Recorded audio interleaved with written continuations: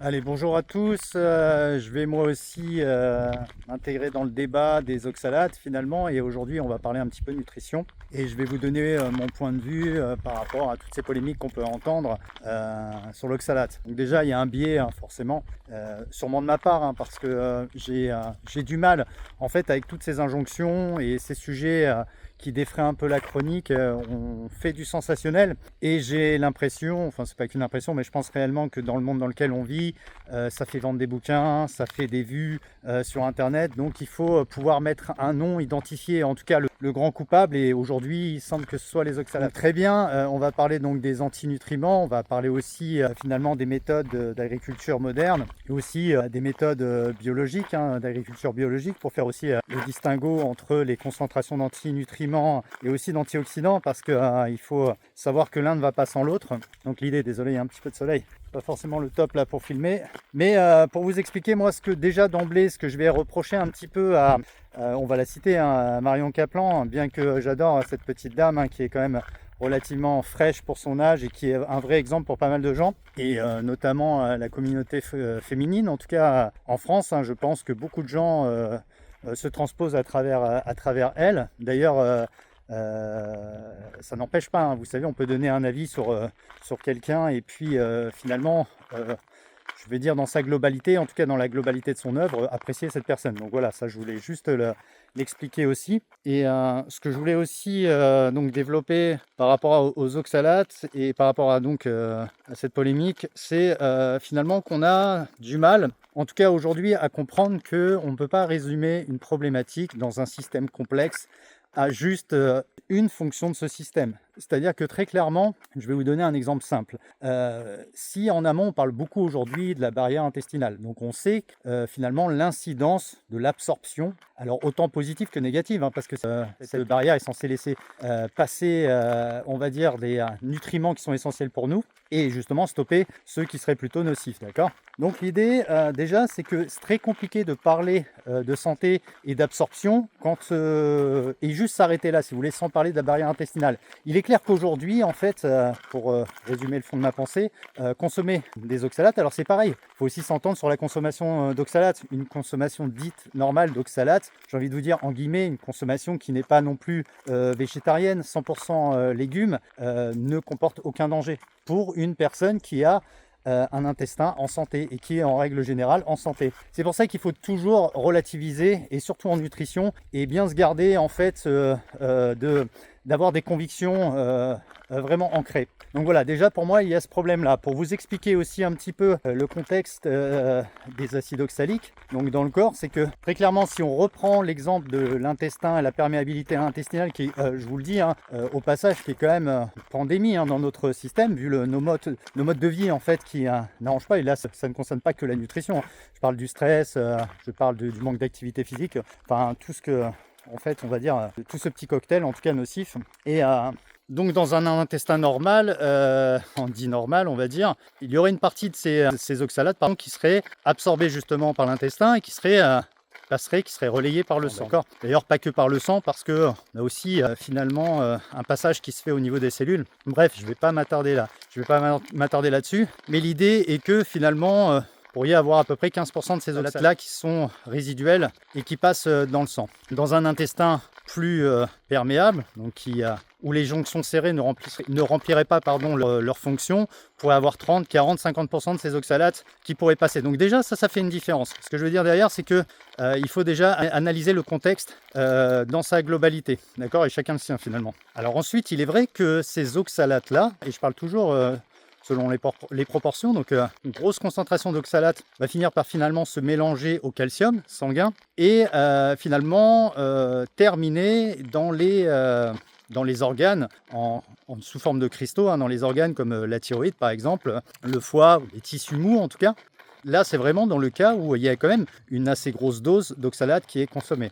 Et puis au final, le dernier organe qui va s'occuper, en tout cas, de se débarrasser justement de ces oxalates, en tout cas du résiduel des oxalates, ça va être le rein. Donc le rein va venir filtrer, et ce qui se passe aussi, c'est que finalement, comme il y a une grosse affinité des oxalates pour le calcium, eh bien c'est bien dans le rein que finalement ce reste d'oxalate va venir, ce qu'on dit précipiter, hein, former des caillots qui sont insolubles, donc insolubles, c'est-à-dire qu'ils ne vont pas se désagréger, et c'est ce qui va vous poser des problèmes, notamment au niveau des calculs rénaux, parce qu'il faut savoir qu'il y a plusieurs sortes de calculs. Bref, je ne vais pas revenir là-dessus parce que ce n'est pas le sujet, mais c'était histoire quand même de vous expliquer le contexte. Maintenant, ok, on a compris un petit peu la problématique des oxalates, et puis on a aussi fait un focus plutôt sur l'état général de santé de la personne. Et ce que je voulais aussi dire derrière, c'est que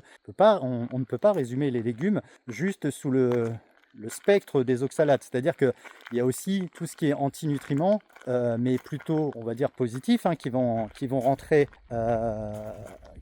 dans la partie, et notamment les antioxydants. On sait que les radicaux libres, on sait que le stress oxydant est aussi problématique, hein, à tous les niveaux d'ailleurs de la santé, notamment sur le vieillissement cellulaire, mais aussi sur l'ADN, d'accord ? Et on sait justement que les antioxydants, alors la vitamine C est un antioxydant, et que finalement, bénéfice-risque, en réalité, quand on met en balance les oxalates et le côté positif aussi de manger des légumes, je pense qu'il est nettement en faveur des bienfaits positifs. Maintenant, on revient encore une fois sur le contexte, c'est-à-dire que, comme j'expliquais, par exemple, si on prend une anémie ferriprive, des problèmes de fer dans l'organisme, par exemple, donc si on prend concrètement une personne qui a des gros problèmes d'assimilation du fer, il est certain qu'ingérer des tanins, ça ne va pas être la meilleure solution. Parce qu'on sait justement que les tanins vont inhiber le fer dans l'organisme. Et d'ailleurs, c'est pour ça que les gens qui se retrouvent avec des taux super bas de fer, on ne leur conseille pas de boire trop de café, de boire trop de thé,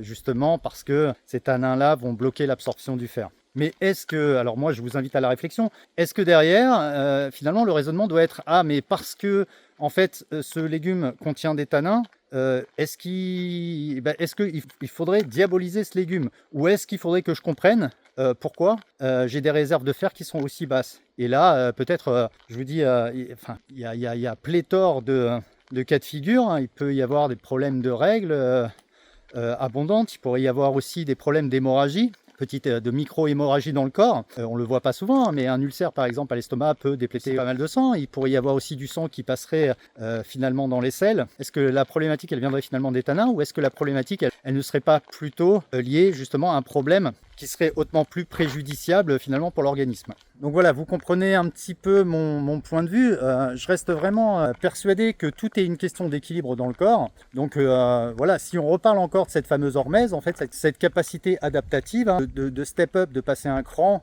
pour justement s'adapter, eh bien c'est Paracels, hein, c'est la dose qui fait le poison. Pour le coup, on est vraiment sur cette notion-là. Et je pense que réellement, on a plus à y perdre à faire l'éviction complète d'un aliment. Alors après, tant que cet aliment est naturel, hein, qu'il est conforme en tout cas aux mesures hygiéno-diététiques de ce qu'on peut préconiser. Donc voilà mon point de vue. Je voulais aussi revenir sur l'agriculture et le mode de culture finalement de nos légumes, nos fameux légumes, en précisant quand même quelque chose. Il faut comprendre que dans la nature, en réalité, tous ces antinutriments ont été finalement entretenus par les végétaux pour des fonctions bien précises. C'est-à-dire que le point de vue en tant que végétal, c'est pas de se faire manger ses fruits, c'est de pouvoir en tout cas porter ses fruits à maturité pour qu'ils puissent être justement mangés et ces graines soient disséminées vraiment à travers la nature, donc à travers le système par exemple digestif des animaux. Notamment je pense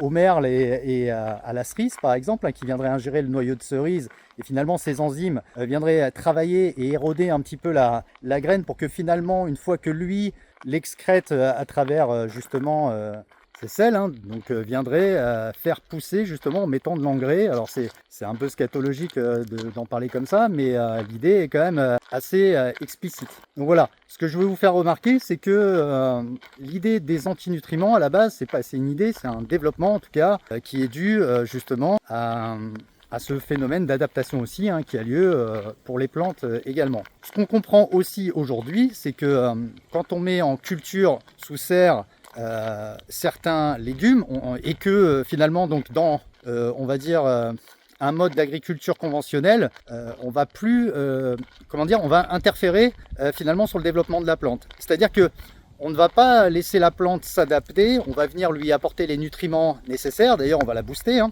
Les fameux NPK dans la plante qui sont nécessaires à son développement. Et puis derrière, on va rajouter aussi tout ce qui est phytosanitaire. Donc on va rajouter des pesticides, on va rajouter des fongicides. Voilà, on va vraiment agir autour de la plante pour lui faciliter finalement le travail. Ce qui est antiphysiologique d'un point de vue en tout cas d'un point de vue biologie et d'un point de vue naturel de la plante. Qu'est-ce que ça va avoir pour conséquence par exemple?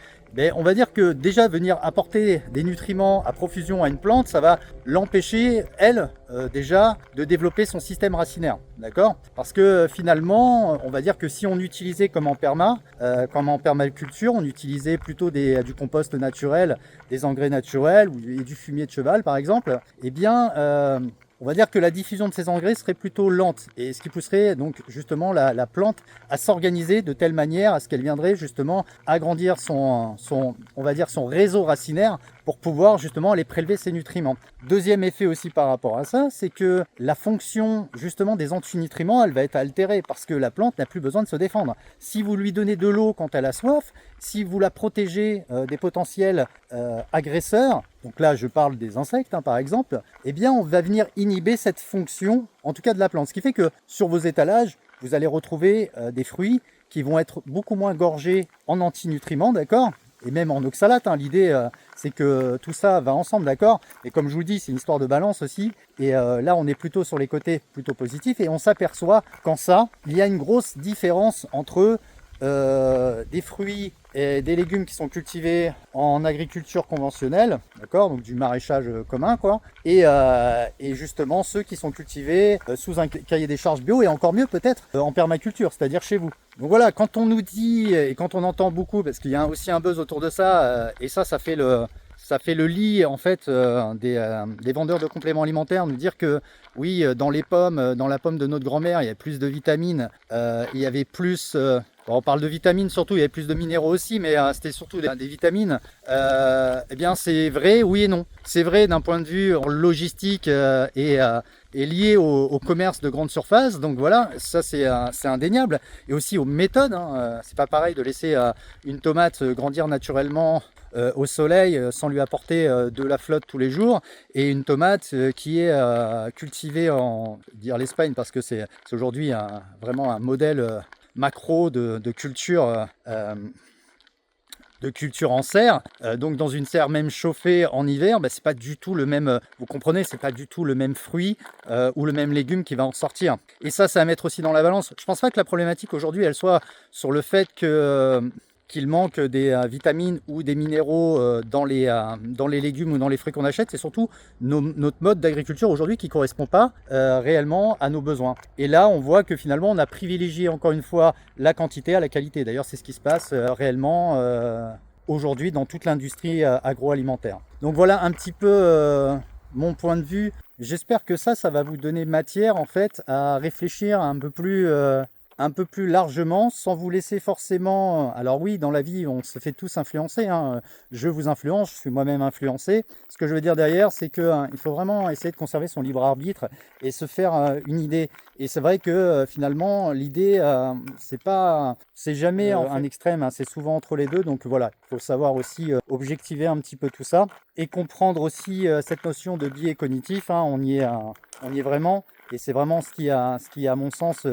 parasite, en tout cas parasite la réalité, parce que les données, on les a aujourd'hui et les données sont relativement justes. Je veux dire que quand on fait des analyses de cohortes, quand on arrive à avoir des datas, ces datas sont pertinentes, elles sont vraies. Maintenant, il faut analyser le contexte, et c'est souvent sur cette réflexion, je pense que il y a des choses à revoir. Voilà, merci d'avoir regardé cette vidéo, et puis n'hésitez pas à commenter, à mettre des pouces, à partager cette vidéo, ça nous aide à nous faire connaître. Donc voilà, merci.